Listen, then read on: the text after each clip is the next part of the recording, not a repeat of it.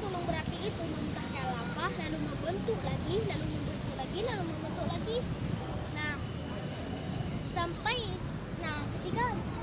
ketika yang paling tinggi itu sudah menjulang tinggi, yaitu kalau kita lihat dari permukaan air itu adalah gunung berapi bawah laut. Nah, karena Ali menjelaskan tentang gunung bawah laut, jadi Alif akan menjelaskan tentang gunung laut ya.